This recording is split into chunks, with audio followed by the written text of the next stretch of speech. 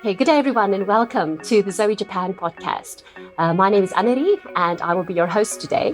And I am so excited to have one of my colleagues, David Cross, the CEO of ZOE Australia, joining us live in the studio today. Very, very big welcome, David. So good. So great to be joining you and looking forward to, spending some time together. Oh, fantastic. I have so many questions about Australia. But before we talk about trafficking in Australia, I would love for you to share your story. Now, I know that you come from a business background. So how did you go from a successful business background and ended up in the nonprofit sector fighting child trafficking? One Sunday night, my wife, Andrea, and I went to church and we had someone come who was a guest speaker and they shared about human trafficking. And at that moment, life was never the same again. I was back to work on Monday and I found I couldn't concentrate. I was trying to write quotes and estimations and do all these business-related tasks. And I thought to myself, there's just no way this could be happening. I mean, I've been to school, I've had opportunity to go to university, and I thought maybe, William Wilberforce abolished this years ago. And so I was curious, so I started to download government reports, read information, and the more I read and the more I learnt, I thought, and I found out that this was true. And so that caused a response in us, and so we started thinking, well, what's our part in this and how could we possibly be part of helping kids that were in modern-day slavery? I absolutely love it, and I can really associate with your story. I think that for any of us, once you start on this journey and start discovering what is really happening when your eyes are opened to the world right around us, right, and all the exploitation, it's impossible not to engage. I think the Holy Spirit just keeps on tugging at our hearts until you do something, right?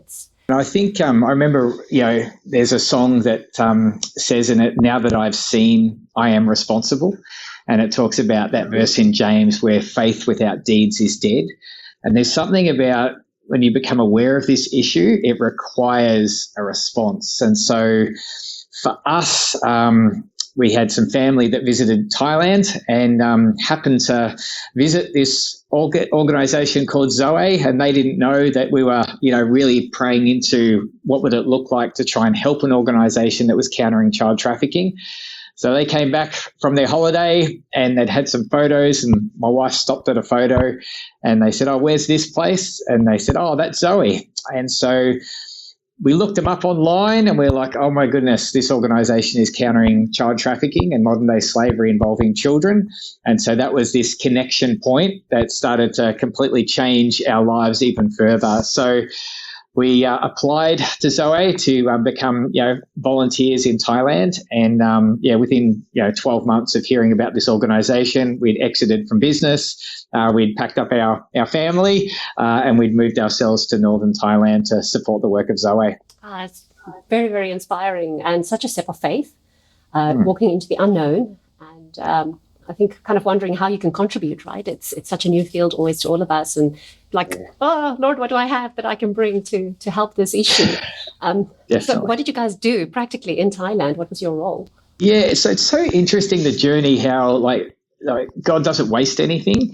And it's interesting all the times that we'd spent doing children's camps and preparing training for our volunteers who were doing camps. Then because we worked in foster care in Australia, we'd done so much training with the government about caring for children. And so, ZOE works in these kind of three main areas: in the prevention, in the rescue area with law enforcement, and in restorative care. And our heartbeat was for restoration. And so we were involved with our team there, working alongside our mums, like the carers that care for children post-rescue, and looking at things that we could do to support them in their roles. What other training could we do? Even help with the child protection area, like how do we keep kids safe? And at that time, we'd started to do some really complicated cases involving children, and we needed to get better as an organisation. Like, how do we do this? How do we keep kids safe? How do we protect their dignity and identity? And so it was interesting. God's timing of when we came in was the right time for ZOE and for that next step of the journey. But honestly, I mean, our team in Thailand, our Thai staff that we work alongside, they are just the most incredible people that you'll ever meet, that you'll ever work with. And so, it was just such a privilege for us to being able to work alongside them, help support where we could. And Andrea, my wife, and I and our family did that for 11 and a half years in Thailand. I know you guys were really committed long-term to Thailand, and then everything changed. Now you're back in Australia. How did that happen? Yes. It's fun, this journey. I think it's the kindness of God that he doesn't show you everything all at once, but it's this slow reveal. And so you were very settled in Thailand. The things in the ministry were going great, and our Thai team had grown in their leadership and just absolutely brilliant, running areas, departments. I think as someone who's working cross-culturally, you're always trying to think about how do you make your role redundant and how do you empower other Indigenous or local people to step into those roles. And so we're in a really good season of ministry, to be honest. And we felt God say, the work's not done. It's just begun. Take what you've learnt and take that back to Australia. And we thought, why would we need to go back to Australia? I mean, there's no human trafficking there. Surely there's no child trafficking there. The reports and information at that time was very focused on Southeast Asia. But we felt that this is what God was saying. And so we packed up our family and we moved back to Australia in 2021. I think it's so true what you're saying. Is there trafficking in Australia? Is there a need for us to go back? And it's sometimes harder to serve in your own country, actually. I think it depends, I guess, on which area of ministry you're in. But, I've only been to Australia once. And at the time, I didn't know anything about trafficking, but I certainly didn't notice anything on the streets that looked suspicious or that I would recognize as signs. So what does trafficking look like there? Yeah, and I think this is the interesting part about modern day slavery, is that, they talk about the chains being invisible. And so the way that a child or an adult is put into these situations where they're enslaved or in bondage is just so different. So much of it is relating to psychological harm or damage that's done through coerce and manipulation and control of another person. But the Walk Free Foundation, they evaluate the probability of slavery in every country of the world. And they would say that on any given day in Australia, there's 41,000 people in modern day slavery. And what we know globally is that a third of all those enslaved are children. So if you start thinking about the math, that means that there's definitely, human trafficking happens in every single country of the world. We're all connected to slavery, whether it's through the products we buy or the decisions we make and purchasing and all those things. But when you think about the actual problem within a country of having actual children that right now could be in those slavery situations, it starts to be quite heartbreaking. A challenge for us is that since the inception of the criminal code in Australia, so when things like the Palermo Protocol or the United Nations laws got brought into our country, since the inception of that, we've actually only had one case of domestic child trafficking prosecuted in our criminal justice system. And so it's a bit of a challenge working here at the moment, because we believe that there are definitely more cases of children.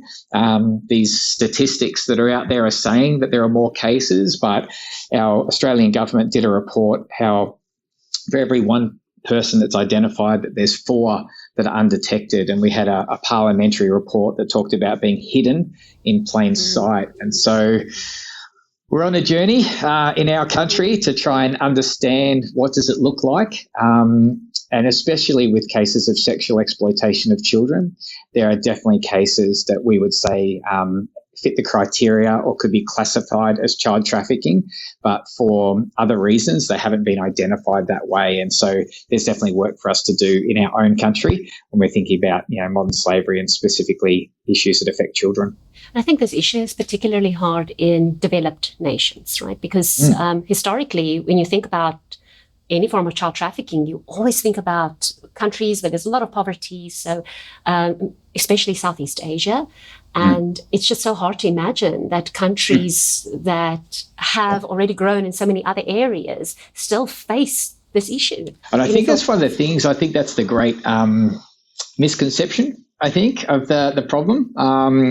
When you think about the vulnerability factors or the reason that a child is more likely to be exploited, there are definitely issues like poverty being one, but there's also things about substance abuse, family breakdown, discrimination. There's a lot of other factors that make a child vulnerable or susceptible or more likely to be exploited. And there's one of the latest reports that came out, I think this is a United Nations one, was talking about how there's an increase in trafficking with children in higher income in countries. Mm-hmm. And that was specific to sexual exploitation. So I think that as we've learnt more about human trafficking slavery, I think there's still a few myths that exist. And honestly, for my personal journey, when I heard about trafficking, modern day slavery involving children, I was like, wow, the problem's over there. So, we left our Australia and we moved to Southeast Asia. And there's definitely challenges over there, but it's really hard when you think about challenges in your own country. It's hard to feel that as an Australian because you start thinking, oh, man, this is us. This is like our problem to solve. And when you're looking at those sorts of things, it definitely requires a response. And to be honest, it makes us quite uncomfortable. So with this issue in Australia, so it's not widely known, and you say only one case in so many years. What is ZOE Australia doing about this? So it's interesting. Programs? Yeah, it's a hard one, right? Because if there's no data, there's no problem. Exactly. So it's a hard space to work. What we're doing is a lot in the prevention and education space. So we have curriculum that's available for schools, and we're doing a lot within the community. If you walked out on the street in Australia and started asking people, is there child slavery or is there child trafficking within Australia, they'd be like, oh, absolutely not. So it's definitely a hidden issue in our country. We just had the United Nations Special Rapporteur come out to Australia, and she released a report in January 2025. And she talked about hearing and seeing cases of child trafficking that weren't being identified as such, even when the relevant indicators were present. So we're seeing that globally, others are seeing that this issue is here. There's been information in the Trafficking in Persons report that's produced by the Department of State in America. So it's one of those crime types that we have to help identify and help increase the classification of. So when it's seen, we'll be able to actually find these children. And prosecution is not the end goal for us. It's part of the process, but probably the biggest challenge for us is if a child was identified today, where would they go? And so we're yet to build the specialist support services that we need to care for children that have had that level of exploitation, sexual exploitation or trafficking. So when I think about the work ZOE does globally, if I think about our experience and, journeying alongside some of the young people in Thailand, it's just incredible watching these kids go on this journey towards healing and transformation. We've rescued kids from some of the hardest situations imaginable, kids that people have said will never heal, they'll never get better. The damage done to them means that their brain has been rewired from the trauma response. We've had people say they'll never be able to go to school, they'll never graduate, they'll never be able to get a job, they'll never be able to have a good relationship, but I've seen these young children become young adults and graduate school and then get their first job and then keep their job and have this great relationship with the person that's employing them. I've seen young people have great committed relationships. I remember one of our young men, and the day of his wedding, when he was marrying this beautiful young lady, and I stood at the back of the room, like crying my eyes out, bawling like ugly cry, because I just seen, this journey of healing and transformation that other people say is impossible. I've been back to Thailand a few times and caught up with some of the young adults now, seen them married, held their babies, and you're just looking at this journey that everyone says is impossible.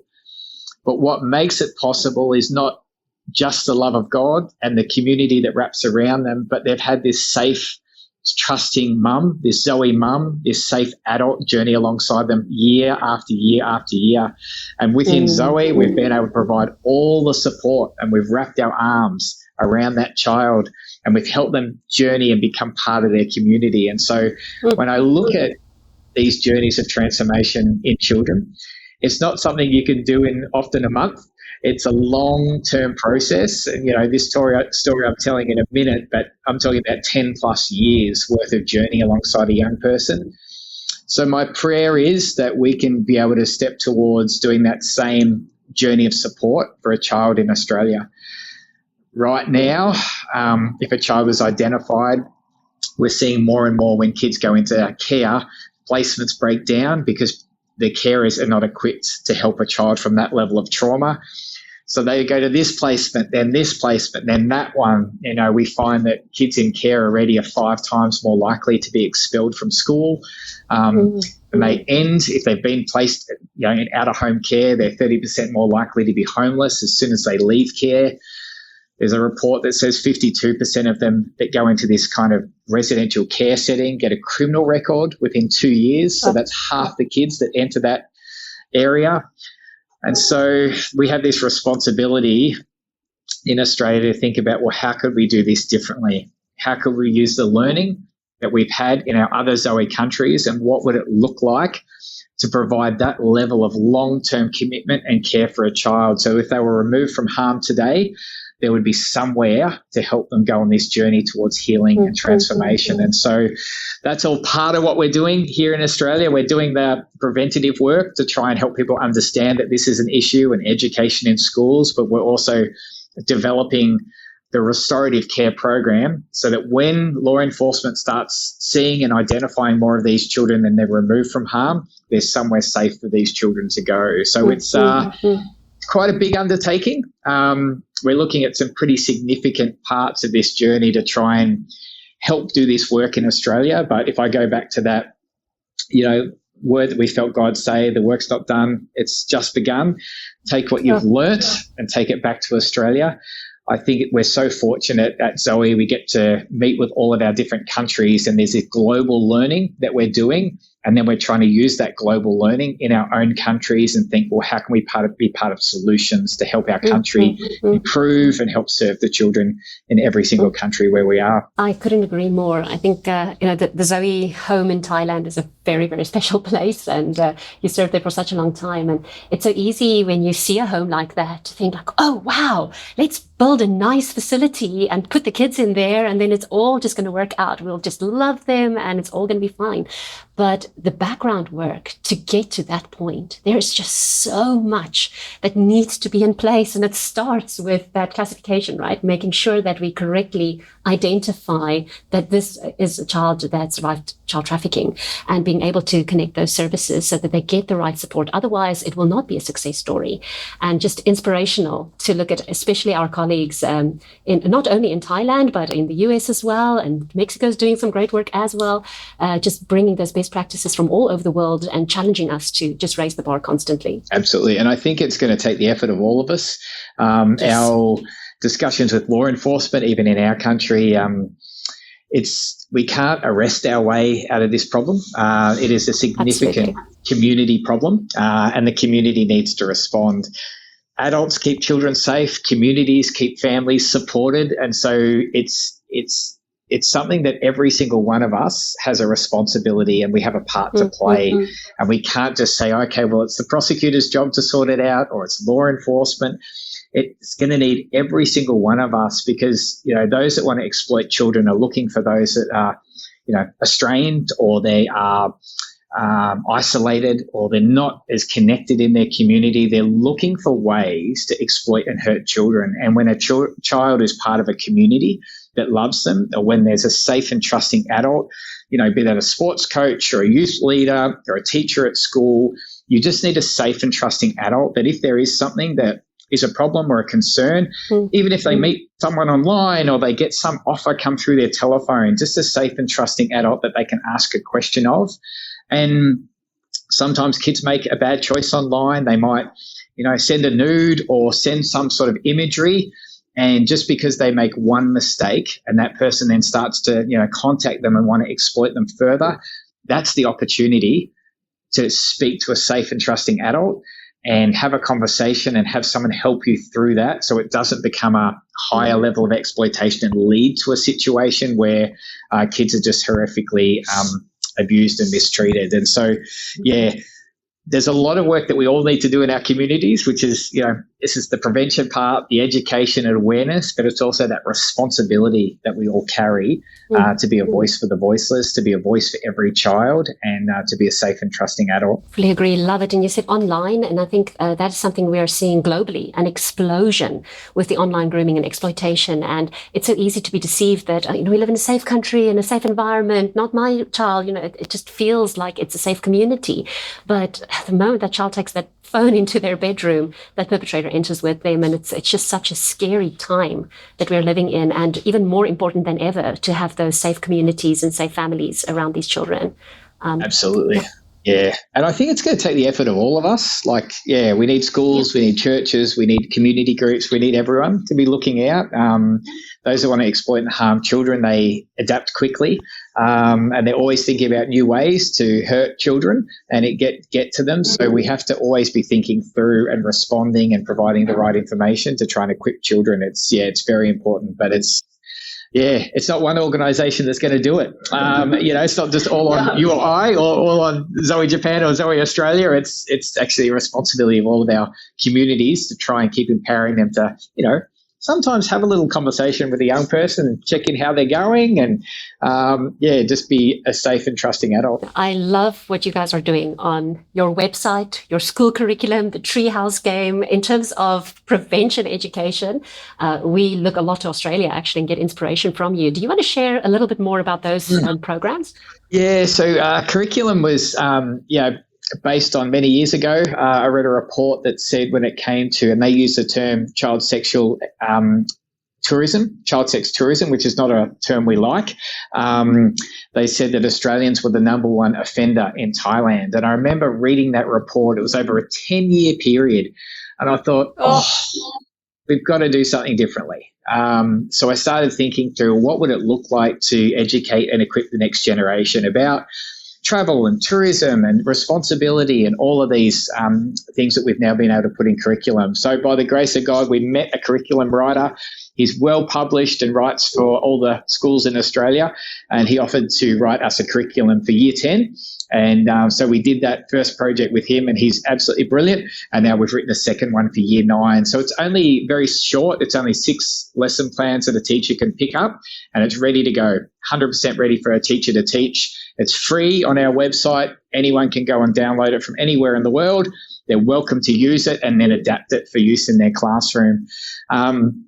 We're also finding that when it comes to the prevention space, that children are being exploited younger and younger and younger. And if you sat opposite a child and you said, hey, tell me how someone's grooming you online, and, they're grade 5, they're not going to be open to that conversation. And so we've created a game. It's a board game. And so they play as a character. So they don't play as themselves, but you choose a character and you go around this board game. And throughout the character, the aim is to find, you learn about safe people, safe places, and safe spaces. And so there's all different scenarios in there. And then the child who's playing, and they roll the dice and move around, they would say, what would my character do?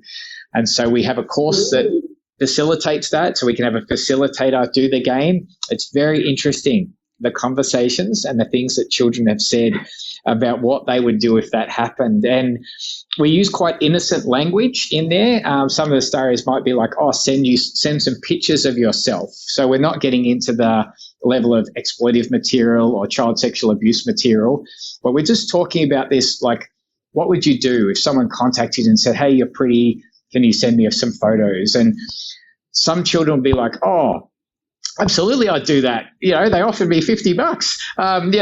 So it's interesting how conversations can happen, and it's a softer way of having open chats with children. Now the facilitator can take that and do more teaching on it from there, but it's amazing how children open up through gameplay.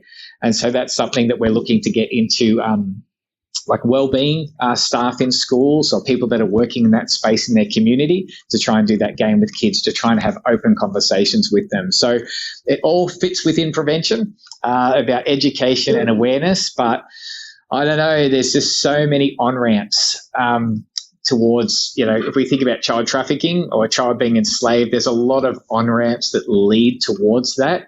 And if there's ways that we can prevent some of those ways that a child would end up being exploited, that's a pretty important part. So that's part of our prevention work that we're doing. So the teacher's curriculum, or the curriculum that you were talking about, you said that is grade 9 and 10.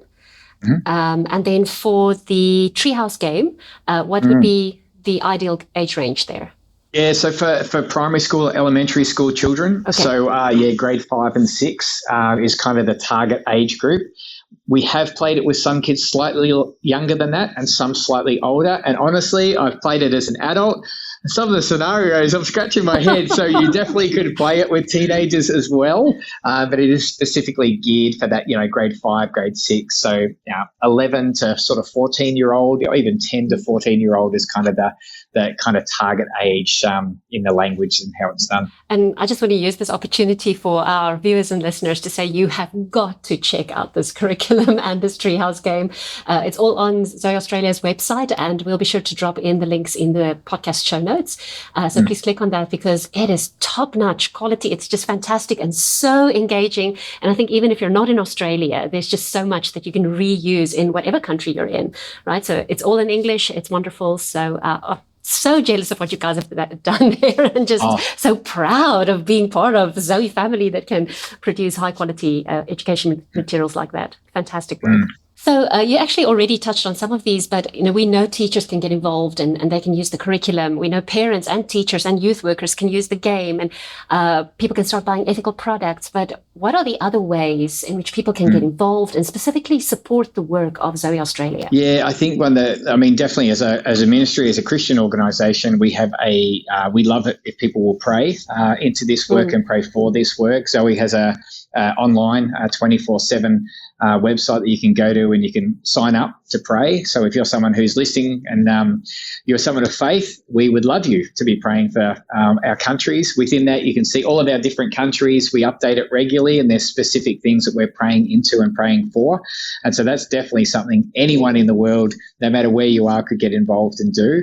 I always believe we should be upskilling and educating ourselves, and we have free courses that are available. I talked about conscious consuming, but we also have one called Pathway to Prevent Child Trafficking, and it takes about 6 hours to do, so it is a bit of a commitment. It's self-paced, but it's another way of really learning more in depth.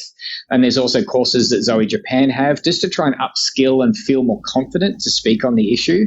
But one of the number one things that you can do is just be a safe person. Try and think about whether it's in your church or in your community. There's lots of opportunity and programs to do mentoring or things that you can do to walk alongside a young person. As I shared earlier, when it talks about vulnerability factors, family breakdown is one of the significant areas that makes a child more vulnerable. Discrimination, poverty. There's a lot of these parts where kids can become isolated. And any time a child's isolated, they're more vulnerable, and then someone who wants to exploit them has a greater opportunity to do so. So looking out for people who are away from the group or aren't as connected is very, very important, so that you can try and just touch base, check in that they're doing okay. That's a really, really simple, practical thing that every single one of us can do that actually has a long-term effect and makes a child less likely to be exploited. I think sometimes we see something and we feel like we want to intervene somehow, but you don't want to put the person on the spot, or like, what if I'm wrong? But if your gut feeling is tell you that something is off, just trust that gut feel, right? I'd rather be wrong about that than being wrong about a child being exploited and ignoring that. It's such a good point. See something, say something. Yes, it's such a good point. I remember a while ago, I became aware of a case that came out with a teacher in a local school. And after the case had happened, so many people in the community said, we saw that something, we knew something was off. And there's so many, I heard it from so many people, and I thought, what is it that stops someone from saying something, even though all of these people, their radar was kind of saying something's wrong, there's a bit of a red flag. And people are like, but what happens if I say something and I'm wrong? And I think we need to flip that conversation and say, but what happens if I say something and I'm right? Yes. So when we're talking about caring for children, we're not saying that we're not saying that that person hasn't gone through a court of law or anything else. But I think that Mm. if we see something, we should share that with those that are in authority, or if it's in a school setting, mention that so we can try. And if 5 people say the same thing, unbeknownst to you, about the same person, it gives that school or coaching or sporting group an opportunity to make sure they check up and make sure that things are okay there. But it's being prepared to be uncomfortable is part of this, but we are the adults. It's our responsibility to care for children. So we know scientifically a child's brain is not fully developed. And so our brain is fully developed, and it's our responsibility to see these things and look out for those that are more vulnerable. I feel inspired all over again, and I'm so excited. I'm sure our listeners are just going to really open their eyes to the people around them and the children around them, and just look after those vulnerability factors and serve in whatever way just God leads them to serve, right? And churches are so powerful in this area to be able to support. We are starting to run out of time. This is such a great conversation, but I'm wondering, is there any story, testimony, something that you would like to share with us as we close? Yeah, I think we've been really fortunate on our journey is that we've worked a lot on the restorative care side. So what's hard, and a lot of people find hard when they think about engaging this topic, is there's a lot of darkness, and people kind of feel like they might not even be willing to help or support ZOE because they're like, I don't really like the sound of all that. It's a really hard area to work in. So dark. It's so dark. But what we choose to do at ZOE is we're aware of that, and we have to do that work, and law enforcement has a significant part to do that, and we stand alongside and we work alongside them. But we're really fortunate to work on the restorative care side, where we get to journey alongside these young people and these children. ZOE means life, and it's about this abundant, flourishing life of God. And we've just seen time and time again kids who have come in that are so broken just completely rediscover and find out life and experience that life. We've had there were some girls that were doing vocational training and making birthday cakes, and it was so fun because some of the girls were then got to this point of having a skill or an ability that they made a cake for someone else.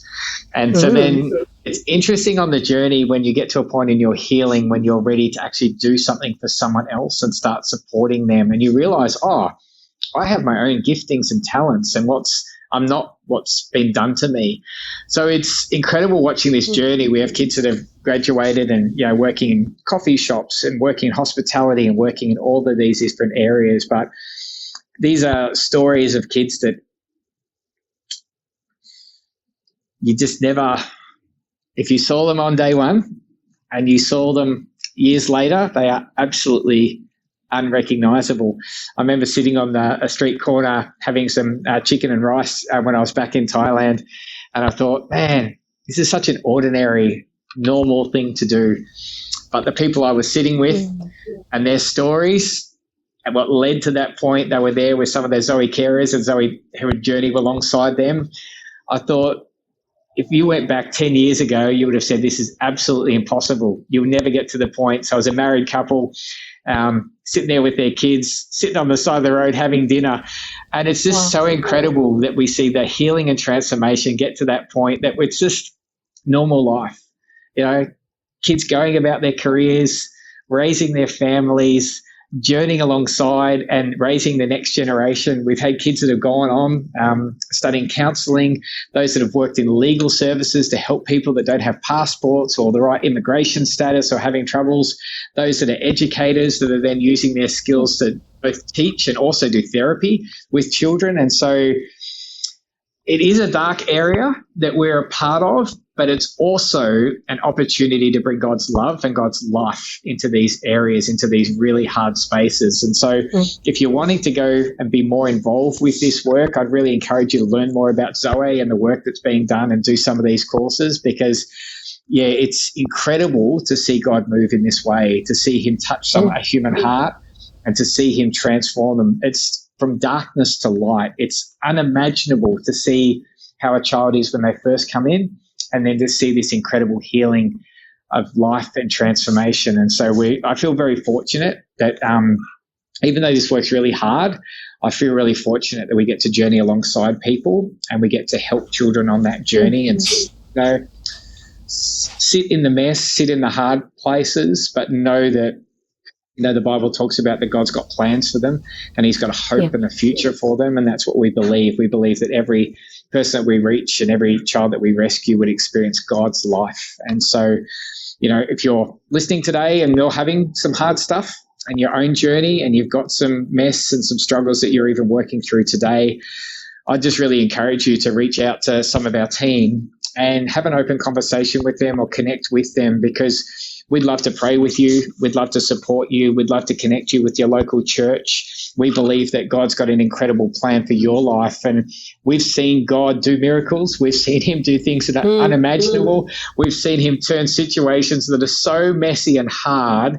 He's turned that around, and it's been hard, but he's actually given this abundant, flourishing life. And so we believe that every single person listening, that God loves you, that he's got a great plan for your life. And if you're sitting there today and thinking things are hard for you, we wouldn't want you to sit in that space. And so please reach out to our team and let's see what we can do to encourage you, connect you with your local church, or even just pray with you and help you where you're at today. Amen to that. Absolutely. God wants to use every single one of us, and also to be blessed by being part of this journey. I think sometimes if I listen to some of the testimonies of the children and how they've been restored, I think people might be thinking that we're crazy if we want to retell some of those stories, because it's just too big for the human mind to comprehend what God can do and how he can just completely transform a broken life.